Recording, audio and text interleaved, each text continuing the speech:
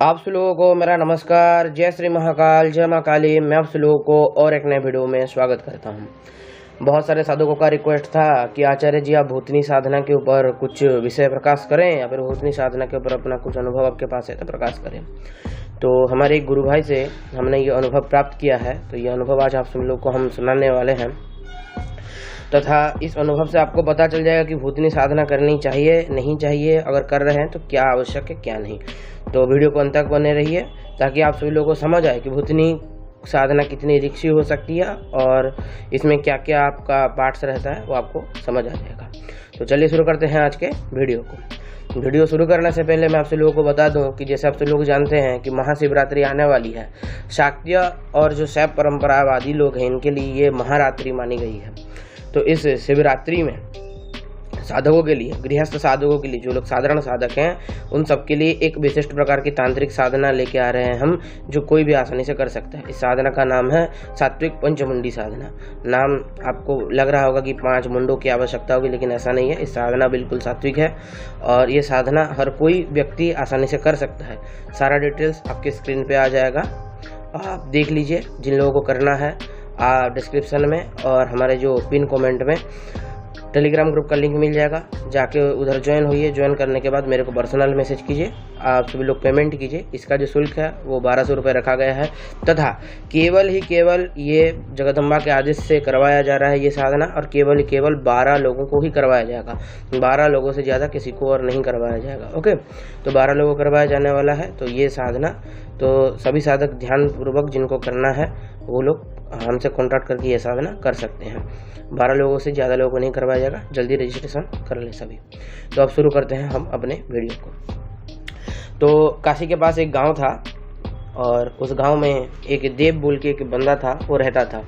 देव जो था वो बड़ा मतलब तंत्र मंत्र के ऊपर आकृष्ट रहता था तथा जो बोल सकते हैं कि वो तंत्र मंत्र का ज्ञान को प्राप्त करने के लिए मतलब उत्सुकता था।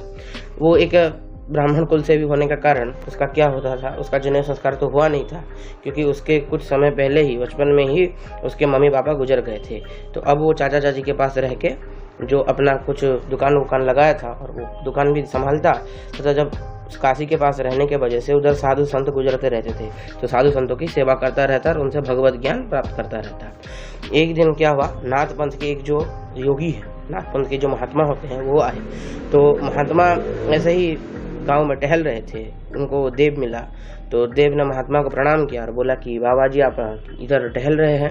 तो जो महात्मा बोले कि हाँ, हमको कुछ क्षण के लिए, कुछ समय के लिए साधना करना है, हम एक उपयोगी जगह ढूंढ रहे हैं। तो देव ने बोला कि हमारे घर के साइड में हमने एक कुटिया बनवा रखा है जहाँ पे साधु महात्मा ठहरते हैं, अगर चाहें तो आप उधर ठहर सकते हैं। हम साधु महात्माओं की सेवा सत्कार भी करते हैं और खाने पीने का व्यवस्था भी कर देते हैं। तो उन जो महात्मा थे नाथ पंथ के, उन्होंने बोला ठीक है बेटे, तो चलो। तो देव ने महात्माओं को लेके अपने घर के साइड वाले कुटिया पे पहुंच गया, उधर उनको स्थान दिया और उधर रहने के लिए जगह दिया। तो देव जो था नित्यव्रती साधु महात्मा की सेवा भी करता था, पैर हाथ दबाता था, उनका जो भी भोजन का व्यवस्था है वो कर देता था। साथ ही साथ वो लोगों को इकट्ठा करके महात्मा के पास बिठाता था और जो महात्मा है वो भगवत कथा आदि भी क्या करते।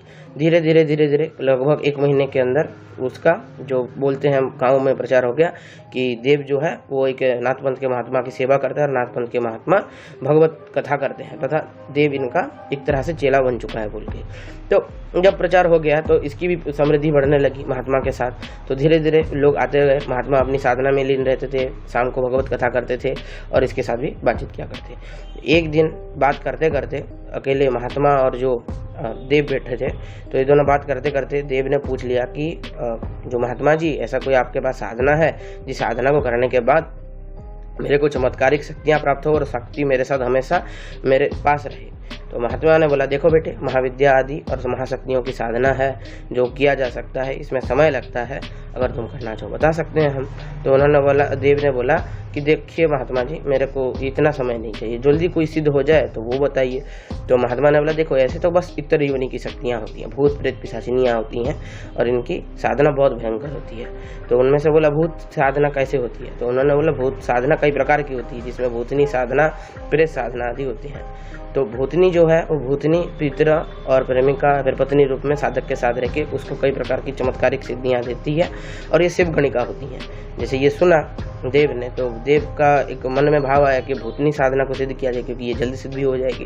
तो महात्मा को बोला कितने दिन में सिद्ध होती है, तो महात्मा ने बोला ये बस 11 दिन की साधना है, 11 दिन में सिद्ध हो जाती है। तो महात्मा को बोला कि महात्मा जी मेरे को ये साधना करना है।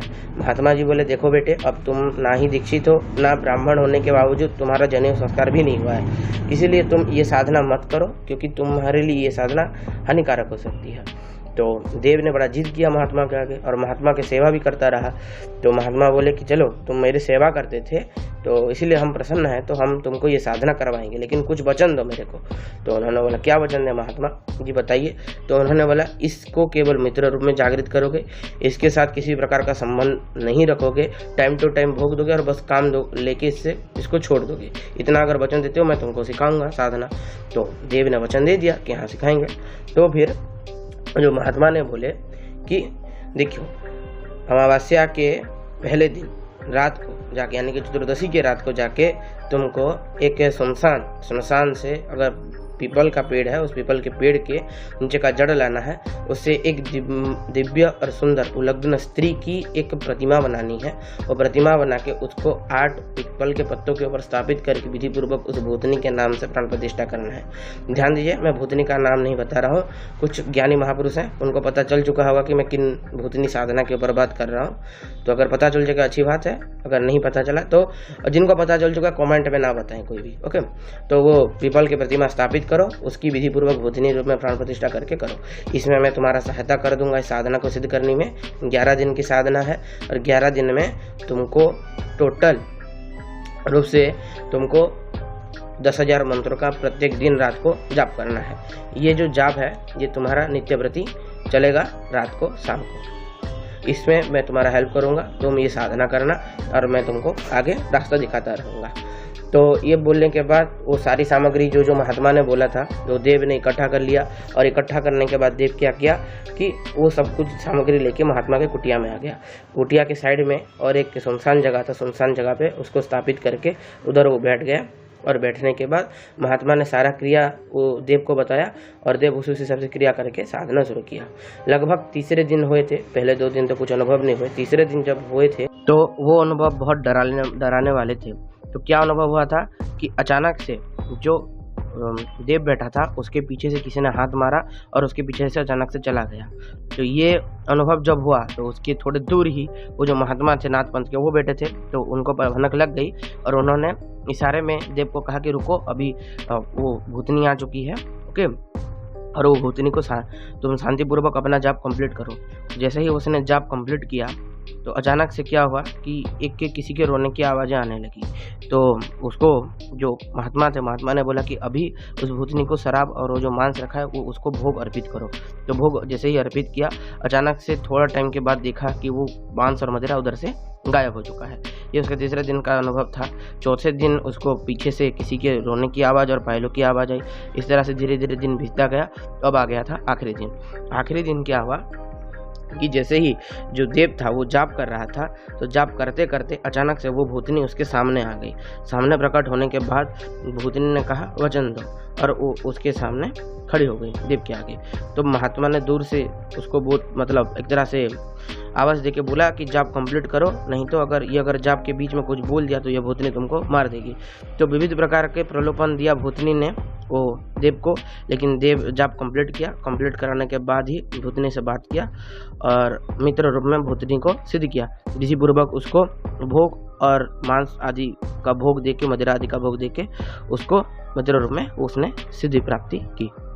जब देव ने उस भूतनी का मित्र रूप में सिद्धि प्राप्ति किया तो सिद्धि प्राप्त करने के बाद वो भूतनी का लोगों की सहायता के लिए प्रयोग करता। किसी के घर में कुछ हो जाता, किसी के ऊपर तंत्र प्रयोग होता है, फिर किसी भी प्रकार का अभिचारिक कर्म होता तो भूतनी के माध्यम से वो काटता या फिर उसका उतारा करके लोगों का परेशानियों को धीरे धीरे दूर करने लगा। तो वो गांव में और भी फेमस होने लगा तथा बाहर के गांव में भी फेमस होने लगा। तो एक टाइम आया जब बाबा का जो महात्मा का था, यानी कि जो नाथ पंथ के महात्मा थे, उनका साधना संपूर्ण हुआ। तो उन्होंने बोला अब मैं अपनी और एक कोटि पे जा रहा हूँ, अब मेरे को अगला साधना अपना किसी और जगह पे संपन्न करना पड़ेगा, आशीर्वाद दे के जा रहा हूँ, बाकियों का उल्लंघन ना करना, नहीं तो ये भूतनी तुम्हारी जान ले लेगी किसी दिन। तो उसने बोला ठीक है, देवी ने बोला ठीक है, और वो महात्मा जी चले गए। तो जैसे ही महात्मा चले गए, धीरे धीरे लोग इसके पास आते रहे, ये काम करता रहा। एक दिन ऐसे बैठते बैठते एक तांत्रिक के साथ इसका मुलाकात हुआ। तो तांत्रिक के साथ मुलाकात हुआ तो जो तांत्रिक को था, वो तांत्रिक जो था महाविद्या साधक होने के कारण, ये जो भूतनी है, जब वो तांत्रिक इसके सामने आया, देव के सामने, तो भूतनी ने मतलब भाग गई एक तरह से। वो भूतनी इसके साथ छोड़ के भाग गई। जैसे ही साथ छोड़ के भाग गई, ये चीज़ देख के इसको थोड़ा बड़ा सा बुरा सा लगा। ओके, जो देव को था, बड़ा देव को था, वो उसको थोड़ा बुरा लगा।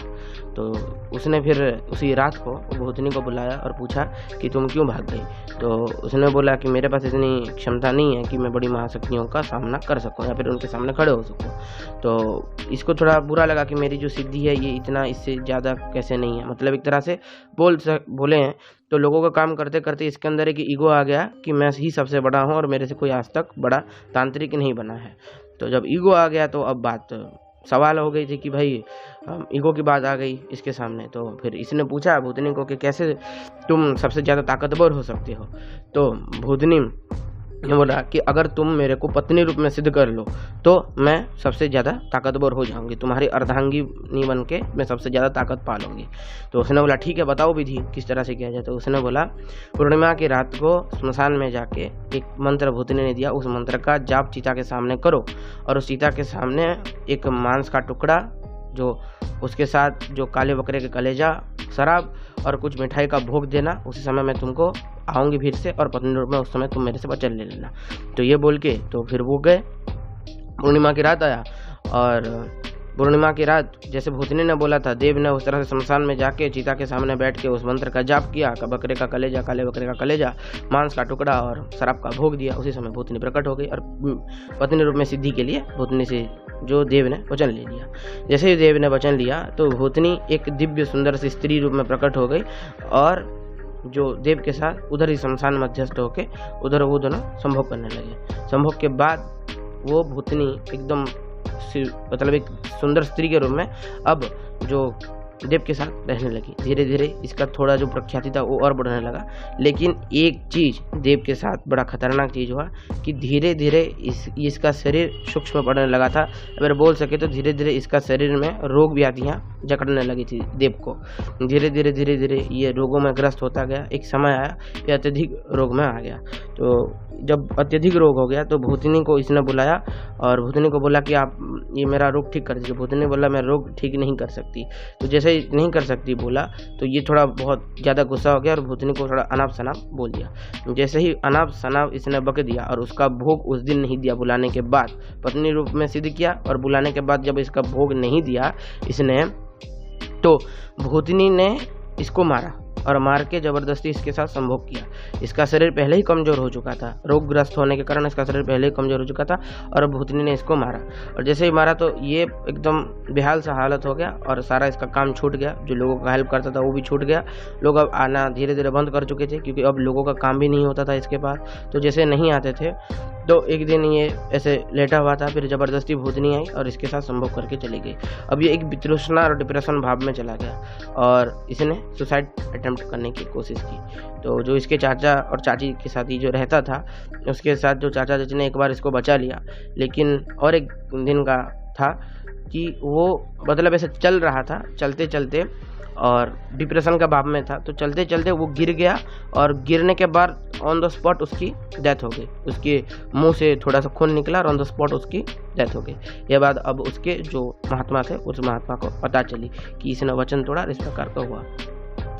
तो जब उसका ऑन द स्पॉट डेथ हो गया और यही था इसका हमारा जो अनुभव। इससे 3-4 चीज़ें हमको सीखने को मिलती हैं। पहला चीज़, गुरु वाक्य का उल्लंघन नहीं करना चाहिए कभी भी। दूसरा चीज़, उस शक्ति के ऊपर कभी भी हमको हाथ नहीं डालना चाहिए जिस शक्ति के बारे में हम नहीं जानते हो या फिर जो शक्ति हमसे हैंडल कभी ना हो सके। भूतनियाँ जो है वो शिव गणिका हैं, मानते हैं, लेकिन शिव गणिका होने के बावजूद इनके अंदर राक्षसी तत्व होता ही है। ये अपने उन्नति के लिए या फिर अपने को ताकतवर बनाने के लिए अपने साधक की भी बलि चढ़ा सकती हैं। ये चीज़ भी ध्यान में रखनी चाहिए, पहली चीज़। दूसरी चीज़, तीसरी चीज़ यह है कि जब तक हमारे ऊपर किसी भी प्रकार की महाशक्ति का कृपा नहीं होता तब तक इस प्रकार के नकारात्मक इत्र योनियों की साधना में हाथ नहीं डालना चाहिए।